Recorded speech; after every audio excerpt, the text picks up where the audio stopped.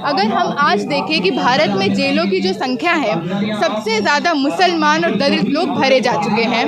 सबसे ज़्यादा छात्र आज जेलों के पीछे हैं, सबसे ज़्यादा प्रोफेसर्स आज जेलों के सलाखों के पीछे हैं। देश को शिक्षा चाहिए, देश को हेल्थ केयर चाहिए, देश को रोजगार चाहिए, देश को जगह चाहिए, संविधान के लिए देश को जगह चाहिए, विरोध के लिए। ये शहरीकरण सुंदरीकरण नहीं है, ये बिल्कुल एक ब्राह्मणवादी, एक मनुवादी, एक मुस्लिम हेट्रेड के साथ फैलाया गया, एक मजदूर हेट्रेड के साथ फैलाया गया प्रोपेगेंडा है। चेतावनी है, ये देश की महिलाओं को एक चेतावनी है, ये देश के दलित वर्ग और आदिवासी वर्ग से आने वाले तमाम लोगों को ये चेतावनी है कि तुम्हारे हक का हनन होता रहेगा और तुम गलती से भी ये मत करना कि तुम इसके अगेंस्ट आना, तुम अपनी आवाज़ उठाना। अगर हम आज देखें कि भारत में जेलों की जो संख्या है, सबसे ज़्यादा मुसलमान और दलित लोग भरे जा चुके हैं। सबसे ज़्यादा छात्र आज जेलों के पीछे हैं, सबसे ज़्यादा प्रोफेसर्स आज जेलों के सलाखों के पीछे हैं। क्या मकसद हो सकता है सरकार के इसके लिए? जी बिल्कुल, मकसद यही है कि व्यक्ति के रोजी रोटी पे जब आप हमला करिएगा तो वो किस तरह से आकर आपके अगेंस्ट बोलेगा, वो किस तरह से आपका विरोध करेगा, उसको इस हद तक उसकी जीवन और जीविका को कुचल दीजिए कि वो आपका विरोध ना कर सके। लेकिन आप लोग यहाँ आंदोलन कर रहे हैं बुलडोजर के खिलाफ, लेकिन सरकार तो चीते ला रही है। बिल्कुल, सरकार चीते लाती है, सरकार अपने जो दोस्त है उसको और अमीर करती है। आप देखेंगे एक दिन के अंदर वो सेकंड रिचेस्ट मैन हो जाते हैं, थर्ड रिचेस्ट मैन हो जाते हैं, मतलब एक दिन के अंदर वो इतना कमा रहा है व्यक्ति। दूसरी तरफ हम देखते हैं कि हम जब दिल्ली विश्वविद्यालय और तमाम पब्लिक फंडेड एजुकेशन जैसे जो यूनिवर्सिटीज़ है वहाँ पे पढ़ने आते हैं, अभी दिल्ली विश्वविद्यालय के तमाम कॉलेजेस का जो फीस है वो डबल कर दिया गया है। कहीं 8,000 बढ़ा है, कहीं 5,000 बढ़ा है। ये क्या बताता है? ये बताता है कि अब विश्वविद्यालय एक सर्टेन क्लास के लिए रहेगा। यहाँ पे दलित ना आए, यहाँ पे महिलाएं ना आए, यहाँ पे आदिवासी ना आए। और यही सारा जो प्रचलन है कि देश के अलग अलग कोनों में देखने को मिल रहा है। ना उनको शिक्षा दीजिए, ना उनको रोजगार दीजिए, अब उनकी जीविका भी छीन लीजिए। आप लोगों को खुशी होनी चाहिए, भारत का आदमी दूसरे नंबर का अमीर हो गया। भारत का एक व्यक्ति दूसरे नंबर पे अमीर हो गया, लेकिन भारत का जो मार्जिनलाइजेशन हो रहा है, जो एक गैप है, जो मार्जिन बढ़ता जा रहा है अमीर और गरीब के बीच में, अगर आप देखेंगे 30%, 40% ये बेरोजगारी का जो रेट है ये बढ़ गया है। हरियाणा, यूपी जैसे शहर से, मैं बिहार से आती हूँ, मेरे राज्य में ना अस्पताल है, ना शिक्षा का कोई संस्थान है। तो आपको लगता है रोजगार चाहिए देश को या फिर जीते चाहिए देश को? देश को शिक्षा चाहिए, देश को हेल्थ केयर चाहिए, देश को रोजगार चाहिए, देश को जगह चाहिए, संविधान के लिए देश को जगह चाहिए, विरोध के लिए। और सरकार करोड़ों रुपए खर्च कर रही है चीतों पर। बिल्कुल, चीतों पे कर रही है। देश में और तमाम तरह की चीज़ें हो रही हैं। आप ये देखिए कि जैसे कि हम देखते हैं कि एशियन गेम्स होता है, जैसे कि कॉमनवेल्थ गेम्स होते हैं, जैसे कि कोई भी बाहर का प्रधानमंत्री, मुख्यमंत्री, कोई भी है ना, प्रेसिडेंट विजिट करता है इंडिया को, तो किस तरह से जो झुग्गियाँ हैं, किस तरह से जो स्लम एरियाज हैं उनको छुपा दिया जाता है। तो जब बाहर से कोई आता है, आप दिखाते हैं कि आपका देश बहुत डेवलप्ड है। और ये जो तमाम चीज़ें और देश के अंदर जो आप लगातार संविधान का, जो लगातार डेमोक्रेसी पसंद लोगों पे जो आप हमला कर रहे हैं, ये हमला नहीं चलेगा।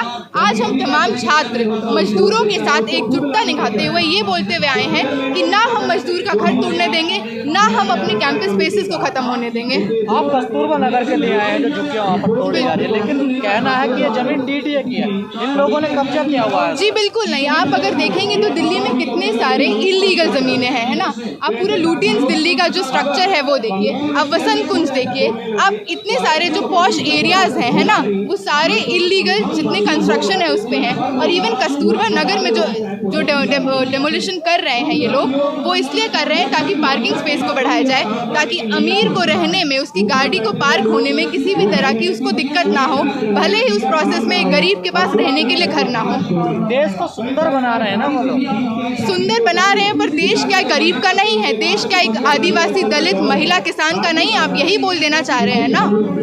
शहरीकरण का सुंदरीकरण हो रहा है, देखिए। बिल्कुल नहीं, ये शहरीकरण सुंदरीकरण नहीं है, ये बिल्कुल एक ब्राह्मणवादी, एक मनुवादी, एक मुस्लिम हेट्रेड के साथ फैलाया गया, एक मजदूर हेट्रेड के साथ फैलाया गया प्रोपेगेंडा है, जिसको हम जोरों शोरों से जब ये इस तरह का हमला करेंगे हम रिजेक्ट करेंगे। आपको क्यों लगता है ब्राह्मणवादी है? मोदी जी तो पिछड़े हैं, देखिए। बिल्कुल नहीं, उनके सारे मंत्रिमंडल में उनके लोगों को देखिए। आप देखिए यदि नरसिंहानंद जैसे लोग खुली चेतावनी देते हैं मुस्लिम महिलाओं के कि तुम्हारा बलात्कार कर देंगे। आप ये देखिए कि हाथरस में जब किसी भी तरह से दलित महिलाओं का दलित महिला का जब रेप होता है, अभी 2 दिन पहले हुआ है ना, जूनाबारी, बिल्कुल। और जब ऐसी कोई भी इंसिडेंट, जैसी कोई भी वारदात होती है, तो इसमें जो एक्टिविस्ट है, जो ह्यूमन राइट एक्टिविस्ट है, जो जर्नलिस्ट है, वो सलाखों के पीछे जाता है। अभी हमने देखा कि बिल्किस बानो के केस में जो मुजरिम थे उनको बाहर निकाल दिया जाता है और उनको मालाएं पहनाई जाती है। तो ये किस तरह से ब्राह्मणवादी नहीं है? ये जो लखीमपुर में जो 2 बच्चियों का रेप हुआ है, क्या लगता है आपको कि सरकार का खौफ नहीं है क्या अपराधियों में? आज सवाल, सरकार का खौफ नहीं है क्या अपराधियों में? सरकार का खौफ क्यों होगा? क्योंकि सरकार तो मालाएं पहनाती है ना बलात्कारियों को।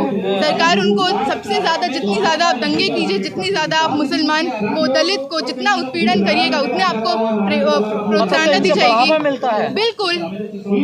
हमने जो धर्म संसद देखा देश के कोने कोने में, उसमें क्या बात की जा रही थी?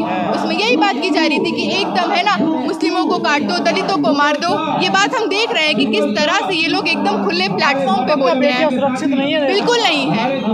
अभी आप देखिए कि राजीव गांधी जो हॉस्टल है, वहाँ पे किस तरह से महिलाओं को बोला जाता है हॉस्टल खाली कर दो, है ना। हम चंडीगढ़ में देखते हैं कि किस तरह से ये सेफ्टी के नाम पे महिलाओं को बंद करते हैं, और उसके बाद भी क्या महिलाएं सेफ हैं?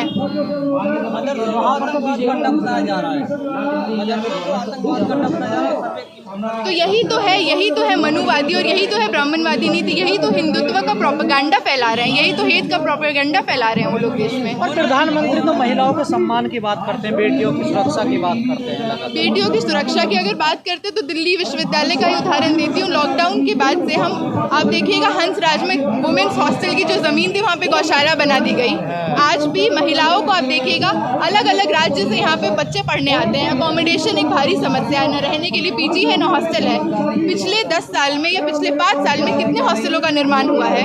पर सरकारें तो कहती थी, खासकर प्रधानमंत्री ने कहा जहाँ झुग्गी वही मकान, और आज झुग्गियों को निशाना बनाया जा रहा है। बिल्कुल निशाना बनाया जा रहा है। और आप देखेंगे जैसे कि हमारे साथी जो आए हैं वहाँ से, जो खुद झेल रहे हैं इन चीज़ों को, वो बता रहे हैं कि किस तरह से वो उस कम्युनिटी में है ना, डिवाइड एंड रूल का जो टैक्टिक्स है वो अपना रहे हैं। किस तरह से वो कुछ लोगों को बुलाते हैं और बोलते हैं कि एकदम आश्वासन देते हैं हम तुम्हें घर देंगे, और उसके बाद जब एक बार झुग्गी हट जाएगी तो फिर क्या घर हो, क्या प्रूफ।